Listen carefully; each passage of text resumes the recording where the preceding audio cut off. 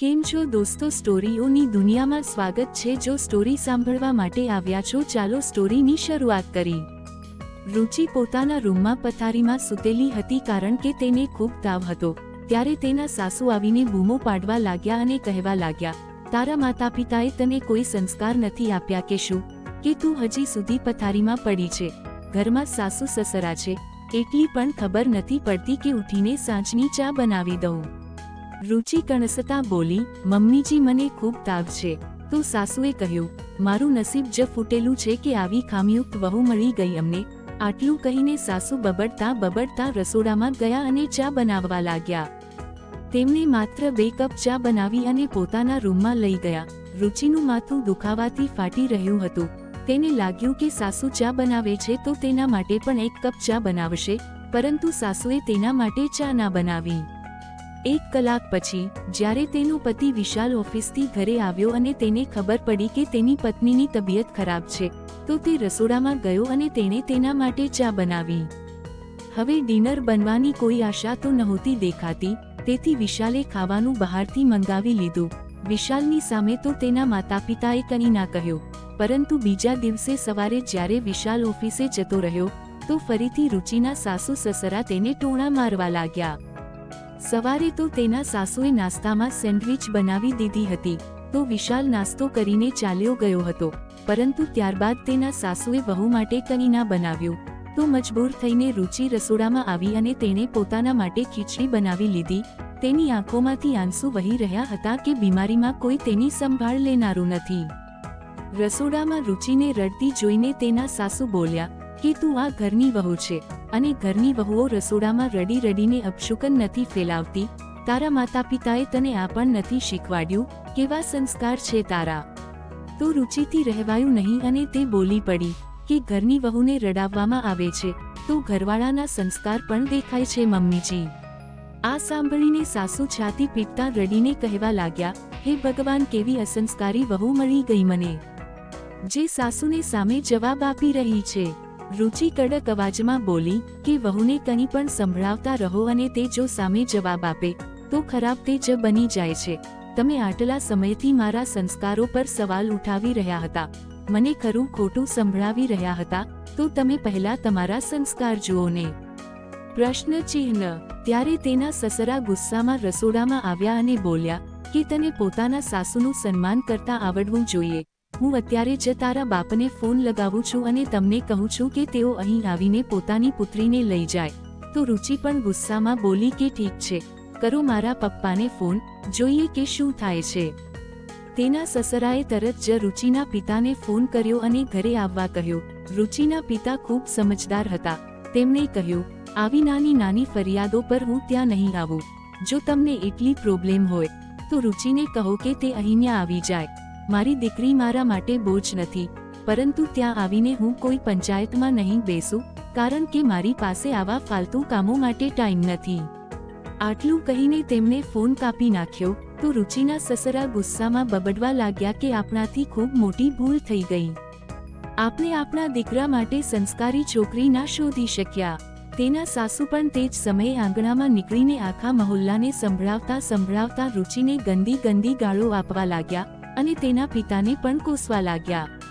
થોડી વાર સુધી તો રુચિ શાંતિથી બધું સાંભળતી રહી, પરંતુ જ્યારે તેના સાસુએ તેના માતા પિતાને પણ ગંદી ગંદી ગાળો આપવાની શરૂ કરી તો તેનાથી રહેવાયું નહીં અને તે તરત જ નીકળીને આંગણામાં આવી અને બોલી, પપ્પાજી, તમે ક્યારનાય કહો છો કે તમે પોતાના દીકરા માટે સંસ્કારી છોકરી ના શોધી શક્યા, પરંતુ તમે પણ તો પોતાના માટે સંસ્કારી છોકરી ના શોધી શક્યા।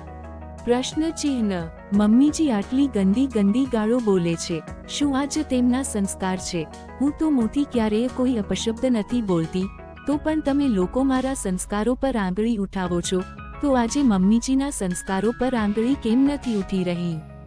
પ્રશ્ન ચિહ્ન। આટલું સાંભળતા જ તેના સાસુએ જોરથી રુચિના ગાલ પર થપ્પડ મારી દીધી। હવે રુચિ તો પહેલેથી જ બીમાર હતી, તો તે ઓસરીના પત્તિયા પર પડી ગઈ અને તેના માથે ગંભીર ઈજા થઈ ગઈ અને તેના માથેથી લોહી વહેવા લાગ્યું।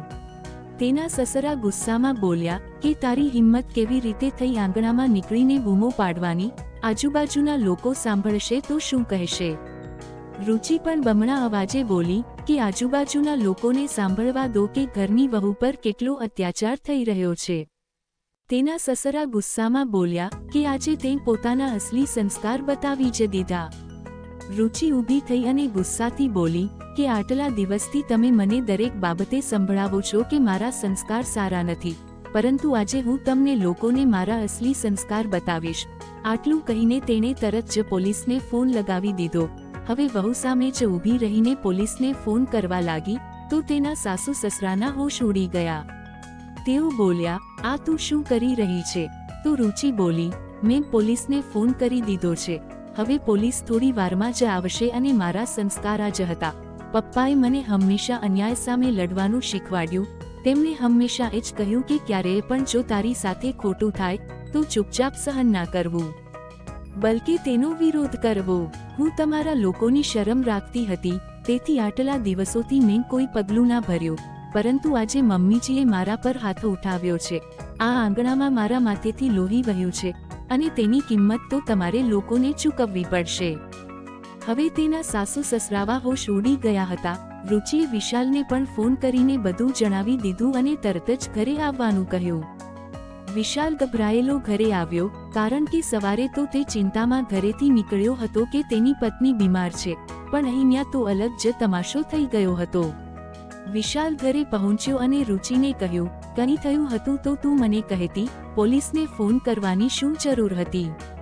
તો રુચિ ગુસ્સામાં બોલી કે જો તમને પણ મારી ભૂલ દેખાય છે તો હું આ ઘરમાં તમારી સાથે નહીં રહું, પોતાના પપ્પા પાસે જતી રહીશ. પોલીસને બોલાવવી મારી મજબૂરી હતી, કારણ કે હું ઘણા દિવસોથી આ બધું જ સાંભળી રહી હતી. મેં તમને કેટલી વાર કહ્યું કે તમારા મમ્મી પપ્પા મારી સાથે કેવું વર્તન કરે છે, પણ તમે તો કહી દેતા હતા કે મમ્મી પપ્પાનો સ્વભાવ થોડો અલગ છે. હું તો તને પ્રેમ કરું છું ને, પરંતુ ફક્ત તમારા પ્રેમથી મારી જિંદગી નથી ચાલી શકતી ને. આજે મમ્મીજીએ મારા પર હાથ ઉઠાવ્યો, મારું માથું ફાટી ગયું. જો વધારે પડતું વાગી ગયું હોત તો શું તમારો પ્રેમ મને એક પળમાં સાજી કરી દેત? પ્રશ્ન ચિહ્ન. વિશાલ ચૂપચાપ તેના માતાપિતા તરફ જોવા લાગ્યો, કારણ કે તેને પણ ખબર હતી કે ભૂલ તો તેના માતાપિતાની જ છે. થોડીવાર પછી પોલીસની ટીમ ઘરે પહોંચી ગઈ હતી. હવે તો રુચિના સાસુ સસરાના હાથ પગ ફૂલવા લાગ્યા હતા. રુચિના માથા પર વિશાલે પટ્ટી બાંધી દીધી હતી. પોલીસે ઘરે આવતાની સાથે જ તેના સાસુ સસરાને પૂછપરછ શરૂ કરી દીધી હતી. તો તે લોકો વહુની સામે આજીજી કરીને કહેવા લાગ્યા, વહુ અમારી ભૂલ હતી, અમને માફ કરી દે, આજથી કોઈ પણ તારા પર હાથ નહીં ઉઠાવે. તો રુચિ ગુસ્સામાં બોલી, અને દિવસ રાત જે મમ્મીજી મને કોસે છે, તમે મને ગાળો આપો છો અને મારા સંસ્કારો પર આંગળી ઉઠાવવામાં આવે છે, તેનાથી મને કેટલી માનસિક પરેશાની થાય છે, તેનું શું? પ્રશ્ન ચિહ્ન.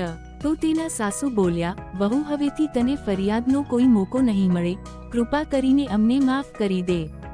પોલીસે રુચિ તરફ જોયું તો રુચિએ ધીમેથી કહ્યું કે ઠીક છે, હું એક મોકો આપવા માટે તૈયાર છું. આ વાતમાં પોલીસની ટીમ તેમને વોર્નિંગ આપીને ત્યાંથી જતી રહી અને રુચિના સાસુ સસરા હવે પોતાના રૂમમાં ઘૂસી ગયા હતા. જો કે આ ઘટના પછી તેઓ વહુ સાથે ક્યારેય પણ ભળીને ના રહી શક્યા. એમ પણ જ્યાં સુધી રુચિ સહન કરી રહી હતી ત્યાં સુધી પણ તેઓ ક્યાં હળી મળીને રહેતા હતા. તેઓ તો બસ વહુને દબાવી રાખવાની કોશિશ કરતા હતા, પરંતુ હવે રુચિ દબાઈને નહીં, બલકે ખુલીને આ ઘરમાં શાનથી માથું ઊંચું કરીને ચાલતી હતી અને પોતાની ફરજો ઈમાનદારીથી નિભાવી રહી હતી. પરંતુ તે સાસુ સસરા સાથે વધુ વાતચીત નહોતી કરતી, કારણ કે તે લોકોએ પોતાનું સન્માન પોતાની હરકતોને કારણે જ ગુમાવ્યું હતું. મિત્રો, સહનશીલતાની પણ એક સીમા હોય છે. જ્યારે કોઈના આત્મસન્માન અને પોતાનાપણાને વારંવાર ઠેસ પહોંચાડવામાં આવે છે તો ચૂપ રહેવું કમજોરી નહીં, બલકે પરિસ્થિતિની પરિપક્વ સમજ હોય છે. પરંતુ જ્યારે સહનશીલતાનો દુરુપયોગ થવા લાગે ત્યારે અન્યાય સામે અવાજ ઉઠાવવો જરૂરી બની જાય છે, ચાહે તેઓ પોતાના જ ઘરના લોકો કેમ ના હોય. આત્મસન્માનની રક્ષા કરવી એ જ અસલી સંસ્કાર છે. મિત્રો, સ્ટોરી સાંભળીને મજા આવી હોય તો ચેનલને સબસ્ક્રાઇબ અને વિડીયોને લાઇક કરજો. ધન્યવાદ મિત્રો.